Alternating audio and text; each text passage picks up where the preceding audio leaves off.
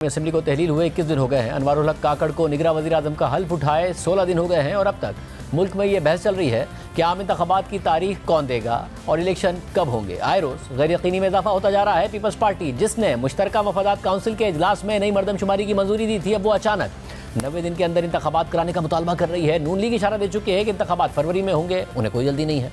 अब जहाँ ये कशमकश चल रही है तो वहीं इंतखाबात की तारीख देने से मुतालिक सदर मुमलिकत डॉक्टर आरिफ अलवी और इलेक्शन कमीशन आमने सामने हैं।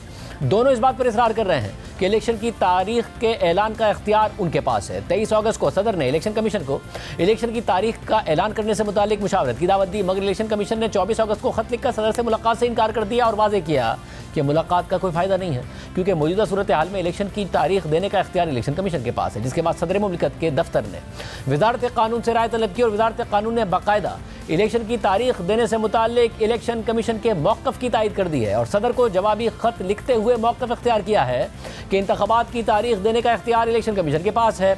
इलेक्शन एक्ट के तहत इंतखाबात की तारीख देने की मजाज अथॉरिटी इलेक्शन कमीशन ही है। एक साथ साफ, शफाफ और मुनसिफाना इंतखाबात कराने के लिए सिर्फ इलेक्शन कमीशन तारीख दे सकता है। आर्टिकल 48 की शिक 5 सदर को इंतखाबात की तारीख देने का इख्तियार तब देती है जब सदर मुमलिकत आर्टिकल 52 की शिक 2 के तहत असेंबली तहलील करे। मौजूदा सूरत हाल में सदर ने वज़ीर आज़म की हिदायत पर असेंबली तहलील की, यानी आर्टिकल 52 की शिक 1 के तहत असेंबली तहलील हुई है। वज़ारत क़ानून के ख़त के मुताबिक अगर फ़र्ज़ करें कि सदर आर्टिकल 48 की शिक 5 पर इन्हिसार कर भी लें तो वो सिर्फ कौमी असेंबली के इंतखाबात की तारीख दे सकते हैं। सदर मुमलिकत अगर कौमी असेंबली के इंतखाबात की तारीख देंगे तो मुल्क भर में एक साथ इंतखाबात मुमकिन नहीं होंगे। सदर की तारीख देने का इख्तियार तस्लीम किया जाए तो सूबों में तारीख गवर्नर्स देने के मजाज होंगे। ऐसे में गवर्नर खैबर पख्तूनख्वा, गवर्नर सिंध और गवर्नर बलूचिस्तान सूबों और पंजाब में इलेक्शन कमीशन अलग अलग तारीख दे सकते हैं और ऐसा नहीं हो सकता, क्योंकि अगर ऐसा होता है तो मुल्क भर में आज़ादाना और शफाफ इंतखाबात का इनेकाद मजरू हो जाएगा। बहरहाल अब जहाँ निगरान हुकूमत और इलेक्शन कमीशन इंतखाबात की तारीख के ऐलान से मुतालिक एक पेज पर है, तो वहीं साबिक वज़ीर क़ानून आज़म नज़ीर तारा इलेक्शन एक्ट में तरमीम के बाद ये वाज़ेह कर चुके हैं कि अगर वज़ीर आज़म की हिदायत पर सदर असेंबली तहलील करते हैं तो सदर ही इंतखाबात की तारीख का ऐलान करेंगे। अगर 13 तारीख तक ये असेंबलियों की मुद्दत है, उससे पहले हुकूमत फैसला करती है कि हमने असेंबली, नेशनल असेंबली डिसॉल्व करनी है, प्रेसिडेंट अप्रूव कर देते हैं उसको, तो फिर उस सूरत में आइन के मुताबिक प्रेसिडेंट ही डेट देंगे, ऐसा ही है? बिल्कुल प्रेसिडेंट देंगे, क्योंकि सब्जेक्ट टू कॉन्स्टिट्यूशन ये अमेंडमेंट की गई ना, क्योंकि कोई भी लॉ जो है वो कॉन्स्टिट्यूशन में दिए गए तरीक़ेकार को जो कि वाज़े हो उसको बदल नहीं सकता सब कॉन्स्टिट्यूशन लेजिस्लेशन। सिर्फ यही नहीं, मुतादिद माहिरीन कानून की राय भी यही है। तो आइन और कानून अपनी जगह पर मौजूद है, मगर असल में इरादे क्या हैं, क्या होने जा रहा है। सीनियर साफी तज़कियाकार सलीम साफी साहब हमारे साथ मौजूद हैं। साफी साहब बहुत शुक्रिया मुझे ज्वाइन करने के लिए। मामला अभी तक फंसा हुआ है, ऐसा लग रहा है मुल्क एक आइनी बहरान की तरफ जा रहा है। सदर मुमलिकत कह रहे हैं तारीख मैंने देनी है, इलेक्शन कमीशन कह रहा है कि नहीं जी तारीख तो इलेक्शन की हमने देनी है। निगरान हुकूमत भी इलेक्शन कमीशन के मौक़िफ़ की तायद करती नज़र आ रही है। अब अगर सदर मुमलिकत तारीख दे दें तो क्या इलेक्शन मुमकिन है कि 90 दिन के अंदर हो जाएं, या फिर 90 दिन में नहीं होंगे और जो नून लीग की तवक्को है कि फरवरी में हो जाएं उस वक्त तक भी नहीं होंगे? ये जो कयास राइयाँ हैं कि इदारे इलेक्शन नहीं चाहते हैं, कितनी सदाकत है इस बात में?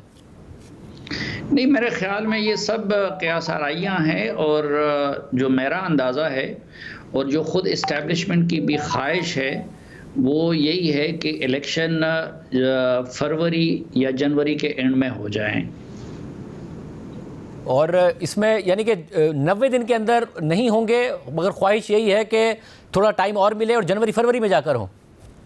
देखिए, जब नई मरदमशुमारी की CCI में मंजूरी दी जा रही थी तो उसमें पीपल्स पार्टी की मर्ज़ी भी शामिल थी, उसमें बाकी जमातें जो थी MKM वगैरह उनकी मर्ज़ी भी शामिल थी और मुस्लिम लीग नून की तो थी ही।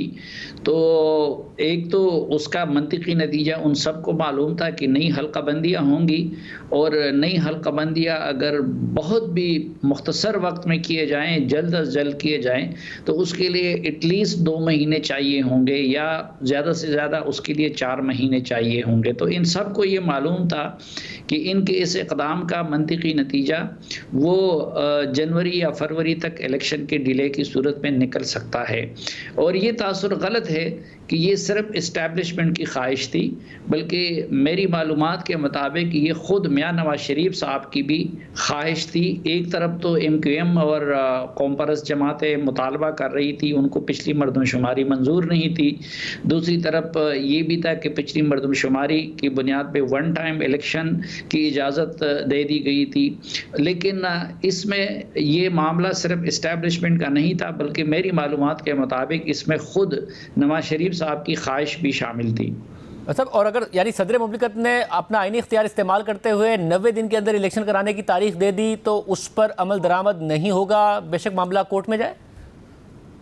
नहीं, देखिए, एक तो ज़ाहिर बात है कि कानून साजी के ज़रिए ये इख्तियार इलेक्शन कमीशन को दे दिया गया है और इलेक्शन कमीशन के सरबराह ने इसलिए सदर से मुलाकात करने से इनकार भी कर दिया। अब इसका फ़ैसला एक तो कोर्ट ने करना है, मैं पहले से प्रिडिक्ट नहीं कर सकता कि वो सदर के मौक़िफ़ को कोर्ट मानती है या कि फिर इलेक्शन कमीशन के मौक़िफ़ को मानती है। लेकिन गालिब इम्कान यही है, क्योंकि कोर्ट भी फ़ैसले करते वक्त कानून के साथ साथ ज़मीनी हक़ाइक़ को भी मद्देनज़र रखती है, और अगर 90 डेज़ का कानून आइन में मौजूद है तो उसके साथ साथ नई मरदमशुमारी की CCI से मंजूरी के बाद नई हल्क़ाबंदियों की तश्कील भी कानून में मौजूद है। तो मर्ज़ी तो बहरहाल अदालत की है, उन्होंने फ़ैसला करना है, लेकिन पहले तो गालिब इम्कान यही है कि अदालत से भी जनवरी या फरवरी के हक़ में फ़ैसला आ जाए। लेकिन अगर 90 दिन का फ़ैसला आ जाता है तो उस सूरत में फिर इम्कान यही है कि 90 दिन के अंदर इलेक्शन हो जाए। मतलब अगर जितनी सियासी गैर यकीनी की सूरत हाल है उसमें ज़ाहिर फिर क़यास राइयाँ भी जन्म लेती हैं, और ये क़यास राइयाँ हैं कि अब जो मुश्किल टाइम है वो सिर्फ तहरीक इंसाफ का नहीं रहेगा, पीपल्स पार्टी का भी आ रहा है, कुछ गिरफ्तारियां, कुछ नाम स्टॉप लिस्ट में डाले गए हैं, उसकी वजह से शायद कार्रवाइयां होती नज़र आएंगी। फिर यह क़यास राइयाँ भी हैं कि जो बार बार तारीख़ बदलती है नवाज शरीफ साहब के आने की, वो इसलिए है कि कहीं ना कहीं उन्हें एहसास है या लग रहा है या फिर तासुर है कि वो भी काबिल कबूल इस वक्त सिस्टम में नहीं है, मरियम नवाज साहिबा भी नहीं है, तो इसलिए ये सारा का सारा मामला ऐसा नहीं है कि सिर्फ तहरीक इंसाफ तक ही महदूद रहेगा इलेक्शन में। नहीं, जो मेरी मालूमात है तो नवाज शरीफ और मरियम नवाज़ के बारे में ये क़यास आराइयाँ बिल्कुल गलत हैं, और उन दोनों के बारे में सोच बिल्कुल मस्बत है। बल्कि अगर इस्टेब्लिशमेंट की ख्वाहिश होती तो शायद वो ये चाहती कि नवाज शरीफ साहब आज से चंद महीने पहले पाकिस्तान आ जाते। तो नवाज शरीफ साहब के तारीख़ बदलने और ना आने की या आने में ताख़ीर की वजह वो इस्टेब्लिशमेंट नहीं, बल्कि वो अदलिया है, और अदलिया के बाज़ जजेस हैं जिनकी वजह से वो अपने आने के मामले को लेट कर रहे हैं। मुझे इस्टेब्लिशमेंट और नून लीग के माबैन इस वक्त कोई तनाव या तनाज़ा नज़र नहीं आता, और इसलिए आपने देखा होगा कि अहद चीमा और तौक़ीर शाह साहब की सूरत में उनके दो बंदों को भी तसलसल के तौर पर नए सेटअप में भी एकोमोडेट किया गया। और दूसरी बात, जहाँ तक पीपल्स पार्टी का ताल्लुक़ है, तो मेरे ख़्याल में पीपल्स पार्टी के साथ जो तनाव है वो ख़ुद पीपल्स पार्टी के ज़रूरत से ज़्यादा ख्वाहिशात या ओवर एम्बिशियस होने की वजह से है। एक तो पीपल्स पार्टी ये इसरार कर रही थी कि निगरान हुकूमत उनके मर्ज़ी पे बनाया जाए। फिर जिलानी साहब का जब नाम हुआ तो पीपल्स पार्टी ने ख़ुद ये मशहूर कर दिया कि जी हमारा कैंडिडेट वो निगरान वज़ीर आज़म बन रहा है। दूसरे तनाव की वजह वो आप बीइंग एक कराचीस्ट होने के नाते आप बेहतर जानते हैं कि जो कराची और सिंध में जो पीपल्स पार्टी ने सिस्टम इस्टेब्लिश किया है, तो वो चाहती थी कि निगरान हुकूमत के दौरान भी उनका जो सिस्टम है वो सिस्टम कंटिन्यू रहे। लेकिन इस्टेब्लिशमेंट उस सिस्टम को डिसमेंटल करना चाहती है, क्योंकि आप जानते हैं कि वो सिस्टम आवाम के लिए वबाल जान बना हुआ है। तो पीपल्स पार्टी और इस्टेब्लिशमेंट के माबैन असल वजह तनाज़ा वो एक तो उस सिस्टम का है, और दूसरा पीपल्स पार्टी को जब बलूचिस्तान में एंट्री का मौका दिया गया तो अब पॉलिटिकल एंट्री उन्होंने बाद में मारी, लेकिन पीपल्स पार्टी की क़यादत सिस्टम को वहाँ पहले ले गई।